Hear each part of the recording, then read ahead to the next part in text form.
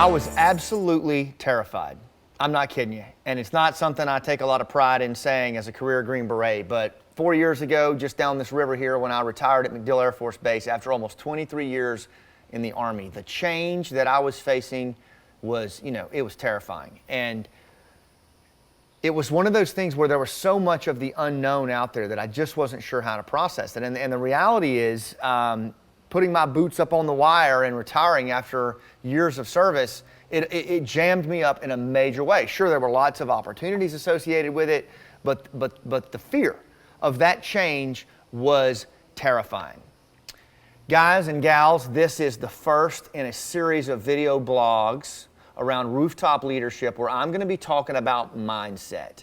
And in particular today, I want to talk about the power of change. I want to talk about the impact that change and overcoming and leading through change can have in our lives. And I will tell you guys that what I went through when it came to dealing with change, I know you've gone through it as well. You know why I know that? Because I go all over the country and I speak and I train people. I've trained Fortune 100 commercial banks, mortgage companies, auto part companies, you name it, oil and gas. They're always wanting me to talk on how you lead through change. And as a career Green Beret, I saw it over and over again, how people in rough places are so afraid of change. It's not that change doesn't hold opportunities, because it does.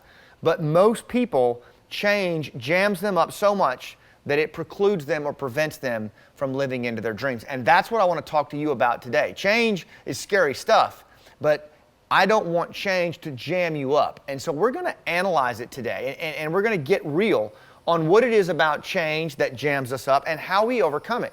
The first thing that I tell people all the time is that you need to understand that everyone feels this. It has nothing to do with how tough you are. It has nothing to do with how resilient you are. You're going to feel apprehension when it comes to change. That's just the human nature. That's the human dynamic. How we process and respond to those feelings differs with different people, and this is the training we want to get into. But it's absolutely critical to know that change is emotional, and change is going to have that kind of effect on you, and everybody feels it.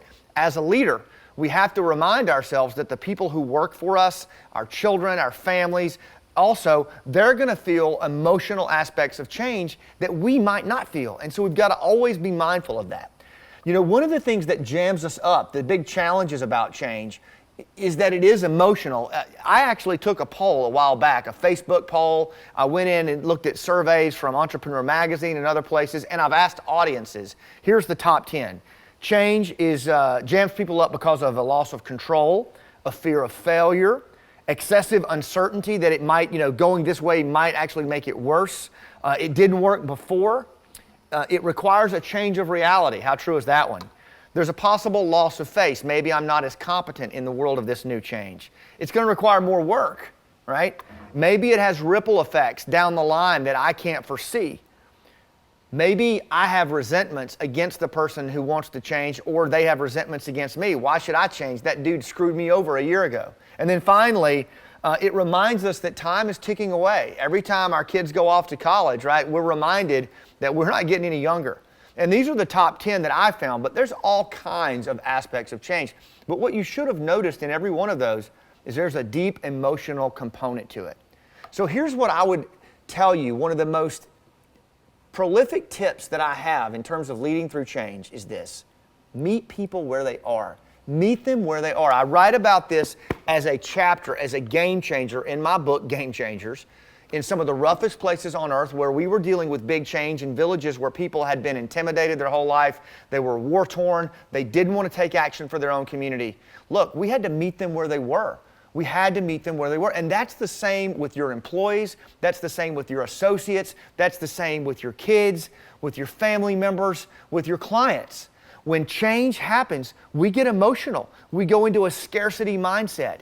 And if we're not able as leaders, right, to meet people where they are, they're not going to come along with us. So here's some very specific action steps that you can do to meet people where they are. One, listen to understand. If you haven't learned how to listen actively, and it's a skill, then you need to work deeper with me, because that's a key thing. Then we want to understand what emotions are at play. As I listen, as I lean in, what emotions are at play here? Like those top 10 that I read, is it scarcity, right? Is it status? Is it competence? What's the play?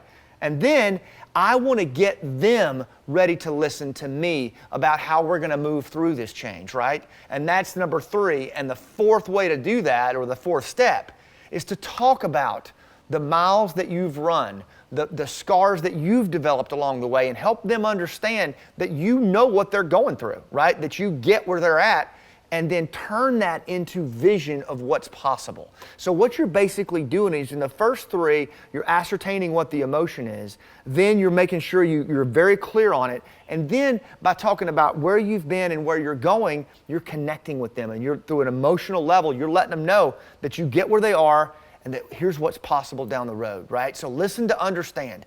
Understand what emotions are at play. Get them ready to listen, and then talk about your experiences, the experiences of your company, and the vision that you have. When you do that, watch what happens. It's transformational, right?